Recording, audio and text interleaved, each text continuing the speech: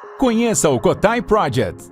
O Cotai Project pretende desenvolver um ecossistema financeiro global que dará 100% de anonimato, liberdade geográfica e financeira para todos os usuários de criptomoedas do mundo. O ecossistema consiste em uma corretora de criptomoedas, um banco digital internacional e um gateway de pagamento em cripto. Tudo isso dentro da Cotai Wallet. Não perca essa oportunidade e acesse o nosso site. Link na descrição do vídeo. E o 7 de outubro? O Israel não foi vítima de um ataque terrorista por parte do Hamas? Olha, na minha opinião, não. Aquilo não é um ataque terrorista. Foi o que, então? Aquilo lá, embora seja de uma violência brutal, embora civis tenham morrido ali naquela operação, nós temos que entender o contexto do que aconteceu. Tá? Isso é muito importante, porque ali não é o marco zero dessa história. O marco zero dessa história é 1948. E se nós quisermos um marco histórico mais próximo, é 2007. Desde 1948, quando Israel é criado, em 15 de maio de 1948, o que nós tivemos foi o estabelecimento de um regime colonial na Palestina. Quando foi criado o Estado de Israel, a partilha da Palestina, aprovada em 29 de novembro de 1947, determinava que esse Estado judeu poderia ocupar 53,5% da Palestina. Os outros 46,5% seriam para a criação de um Estado palestino. E Jerusalém ficaria sob administração internacional para não haver briga. Tá bem? Isto é o que determinava a partilha da Palestina em 1947. E a partilha da Palestina também determinava um período de transição para você poder fazer os acertos populacionais, né? Porque você tinha muitos palestinos vivendo dos 53,5% do território que foram concedidos para a criação do Estado judeu, e você tinha, eventualmente, judeus vivendo nos 46,5% destinado aos palestinos. Então, a partilha estabeleceu um governo de transição internacional para poder fazer, digamos, a compensação de terras.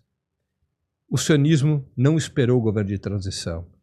No dia 15 de maio, à meia-noite do dia 15 de maio de 1948, criou o Estado de Israel naqueles 53,5% e impôs o Estado supremacista naquele território, sem qualquer consulta à população, sem nada. Os palestinos e os países árabes recusaram, não aceitaram a criação do Estado de Israel e foram à guerra. O regime sionista ganha aquela primeira guerra. Quando termina essa primeira guerra, em março de 49, o Estado de Israel já não ocupava mais 53,5% do território, ocupava 79% do território. Sobraram para os palestinos a Cisjordânia, que passou a ser administrada pela Jordânia, a faixa de Gaza, que passou a ser administrada pelo Egito, e Jerusalém Oriental, metade de Jerusalém, administrada também pela Jordânia. Quando foi 1967, portanto, 18 anos depois do fim da Primeira Guerra Árabe-Israelense, Israel fez mais uma das suas guerras preventivas, igual agora contra o Irã. Israel atacou o Egito, sob o pretexto de que o Egito se preparava para atacar Israel. Israel ataca o Egito, ataca a Síria. A Jordânia também entra na guerra, outros países árabes. Quando termina a chamada Guerra dos 6 Dias, em 1967, Israel já não controlava 79% do território.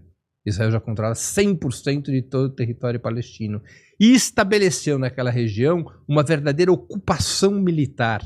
Mas eles deram a opção da criação do Estado palestino antes. Não, zero. Zero. Zero. Israel não respeita nenhuma resolução da ONU a esse respeito. Nenhuma resolução. A ONU aprovou a resolução, por exemplo, 194, já no fim da Primeira Guerra Árabe-Israelense, em 1949. Essa resolução determinava que os palestinos deveriam poder retornar às suas terras e às suas casas que tinham sido ilegalmente ocupadas pelo Estado de Israel na Primeira Guerra Árabe-Israelense. Israel nunca cumpriu a resolução 194. Por isso que você tem tantos refugiados palestinos. Naquela época, Israel expulsou 750 mil palestinos das suas casas e dos seus lares. É um episódio que os palestinos chamam de Nakba. Nakba é uma palavra árabe para catástrofe. Foram expulsos da sua casa, das suas terras, né? Então Israel vai impondo um regime de colonização. Em 1967, a colonização é total. Os palestinos passaram a viver sob ocupação militar desde 1967. Por 26 anos, ocupação militar total. Aí chegamos nos acordos de Oslo, nos anos 90. Foi criada a Autoridade Palestina. Em 1993, Yitzhak Rabin, primeiro-ministro de Israel, assina ali junto com Yasser Arafat, ambos ganhariam o Prêmio Nobel da Paz, assina-se os acordos de Oslo. Bom, parecia que um caminho para criar o Estado palestino estava sendo asfaltado, não é isso? O que eram os acordos de Oslo, Júnior? Os acordos de Oslo dividiam os 21% do território palestino definido pela Resolução 242 das Nações Unidas de 67, que são os territórios pós-Primeira Guerra Árabe-Israelense. Tá? Então, esses 21% que constituem de Cisjordânia, faixa de Gaza, e dividiram esses territórios em 3 áreas: área A, área B e área C. A área A, sob controle civil e militar dos palestinos, da Autoridade Palestina. Essa área A são as grandes cidades da Palestina, né? As cidades e aldeias palestinas da Cisjordânia e de Gaza. A área B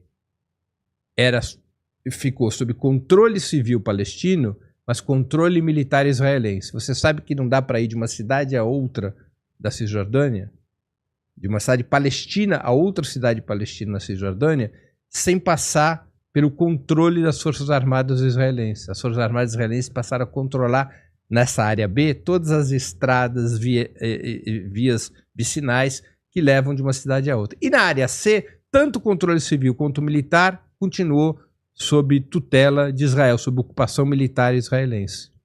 Mais do que isso, fornecimento de energia elétrica, de água, o comércio exterior, tudo isso controlado por Israel. Ainda mais, a moeda dos territórios ocupados é o shekel, a moeda israelense. Então Israel manteve total controle dos insumos fundamentais da vida nas suas mãos. Os palestinos não tiveram direito a nada. Mais ainda, Júnior, desde o primeiro dia em que foi assinado os acordos de Oslo, o regime sionista, seja com governos trabalhistas, governos mais moderados, ou que alguns dizem governos de esquerda, da esquerda sionista, seja com governos mais radicais, mais extremistas, como os governos do partido de Netanyahu, o regime sionista, não importa com quais governos, o regime sionista foi estimulando a colonização das áreas B e C dos acordos de Oslo. A colonização ilegal, condenada pelo direito internacional. Sabe quantos colonos ilegais tem hoje na Cisjordânia? 750 mil colonos judeus ilegais na Cisjordânia, em mais de 260 assentamentos financiados por Israel, armados por Israel. 750 mil. Por que eles colonos. não estão dentro de Israel? Porque Israel estimulou essa colonização para acabar com qualquer possibilidade de criar o Estado palestino. Como é que você vai criar o Estado palestino se não existe território contínuo? E se nas descontinuidades desse território você tem assentamentos judaicos com milhares, dezenas, centenas de milhares de pessoas? Como é que você pode criar um Estado palestino nessas condições? Entendi. Então, essa foi a estratégia para inviabilizar a criação do Estado palestino. E os palestinos se revoltaram contra isso. Nós tivemos a segunda intifada. Intifada é a palavra em árabe para rebelião. A primeira intifada tinha sido em 1988, ainda pré-acordos de Oslo. A primeira intifada é um dos fatores que leva ao acordo de Oslo, porque de 1988 a 1900... A intifada é aquele momento onde você vê a população tacando pedras nos militares, e os militares com uma bazuca, metralhadora, rifle. Isso, exatamente. E mostrando a disparidade de poder Total perante exatamente. Israel. E uma das cenas clássicas de uma opressão, né? Exatamente. Entendi. Lembrei agora. Exatamente. Isso Intifada. Intifada é a palavra em árabe para rebelião. Certo. Então, a primeira intifada desestabiliza a vida interna de Israel. Porque a intifada, embora ela tenha começado com paus e pedras, ela se ampliou para virar um movimento de protesto, de motim, de greves e de ações armadas dentro do território israelense. Os palestinos seguindo aquilo que o direito internacional prevê, o direito a recorrer a todas as formas de luta, incluindo as formas armadas, contra os regimes coloniais. Essa primeira intifada, repito, foi foi um dos fatores que levou aos acordos de Oslo.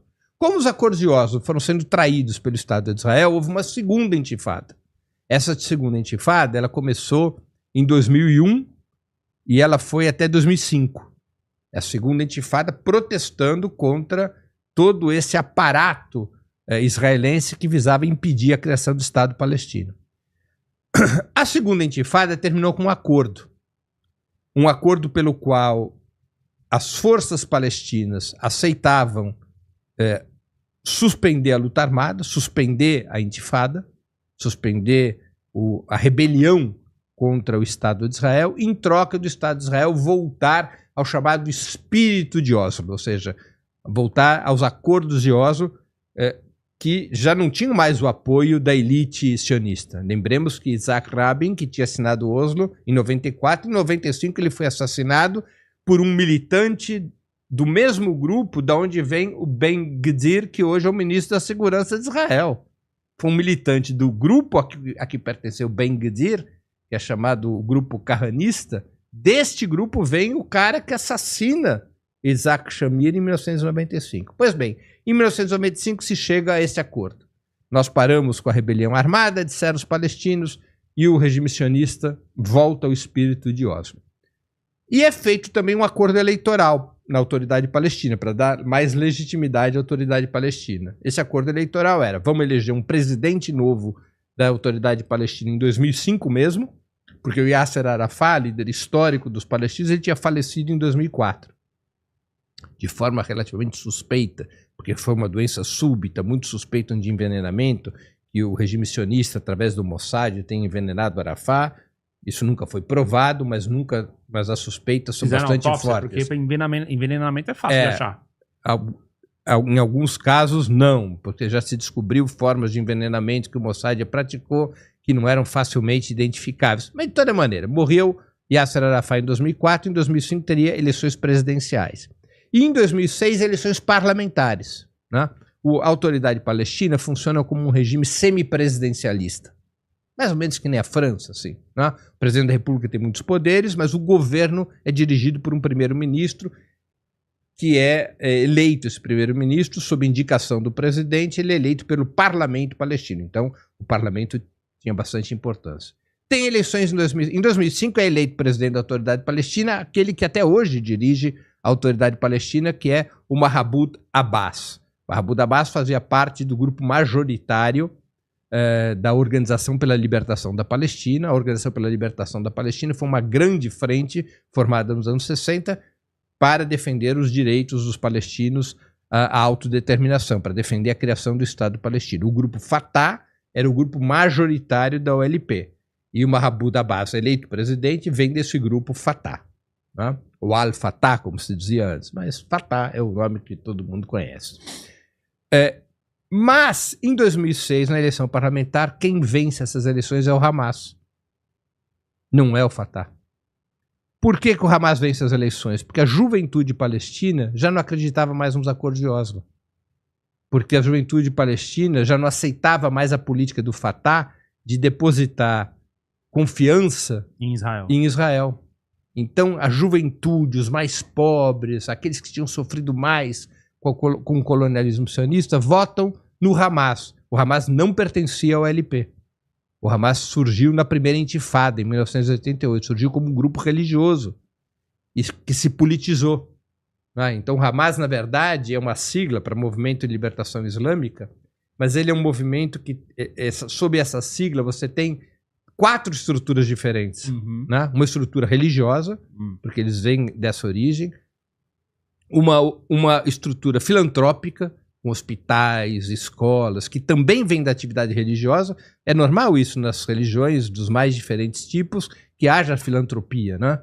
Uma terceira estrutura, que é uma estrutura militar, que é as brigadas Al-Qassam, foi a brigada Al-Qassam que ataca no 7 de outubro, E uma quarta estrutura política. Quer dizer, essa quarta estrutura não é exatamente uma estrutura. O Hamas também participa de processos eleitorais. Tá. E o Hamas ganha as eleições de 2006. Mas ele ganha até então com o discurso oficial que ele segue até hoje? Ou não? Ele ganha aceitando os dois estados e ele ganha prometendo que a atividade armada estava suspensa. Ele ganha a partir do acordo de 2005, do acordo que os palestinos fazem para suspender a segunda intifada. O Hamas envia uma carta ao presidente dos Estados Unidos para dizer que estava completamente de acordo com aquele pacto e que aceitava a tese dos dois estados, um estado palestino ao lado do estado sionista. Não é? Com alguns condicionamentos, o principal deles é que o problema dos refugiados teria que ser resolvido, que é aquele retorno dos palestinos às terras que Israel tomou depois da Primeira Guerra Árabe-Israelense. Né? E havia outras pendências. O Hamas ganha as eleições. Eleições que foram realizadas sob supervisão de delegados e observadores da União Europeia. Na hora que o Hamas ganha as eleições, Mahmoud Abbas indica o líder do Hamas, um dos líderes do Hamas, Ismail Haniyeh, para ser o primeiro-ministro. E o parlamento aprova, porque a maioria era do Hamas, que Ismail Haniyeh fosse o primeiro-ministro. No entanto, a União Europeia, os Estados Unidos e Israel não aceitam o resultado das eleições. Mesmo que os observadores da União Europeia tenham dito que as eleições foram, a declaração está entre aspas, foram mais limpas que muitas eleições da Europa. Eles não aceitam o resultado. Porque o Hamas originalmente era contrário aos acordos de Oslo, porque o Hamas não reconhecia incondicionalmente o Estado de Israel. E começam a pressionar Mahmoud Abbas para demitir Ismail Haniyeh e para expulsar o Hamas do governo. Uhum. E decreta um boicote total contra a autoridade palestina. Como Israel controlava toda a entrada de recursos financeiros para a autoridade palestina, foi fácil estabelecer um bloqueio total de recursos. Entendi. E a União Europeia e os Estados Unidos apoiaram isso. O Mahmoud Abbas aguentou 1 ano, Júnior. 1 ano ele aguentou de pressão. Mas em 2007 ele demitiu o Ismail Haniyeh. Ele expulsou o Hamas do governo. E em retaliação, o Hamas expulsou o grupo Fatah da faixa de Gaza. O território forte do Hamas era a faixa de Gaza. E assim que o Hamas expulsa o Fatah da faixa de Gaza, Israel cerca a faixa de Gaza. Passa a controlar por terra, mar e ar, tudo que entra, tudo que sai, todos que entram, todos que saem da faixa de Gaza. A faixa de Gaza virou o maior campo de prisioneiros do mundo. Garotos que hoje têm 17, 18 anos nunca viram a vida fora da faixa de Gaza porque não podem sair da faixa de Gaza. Israel passou a asfixiar a faixa de Gaza.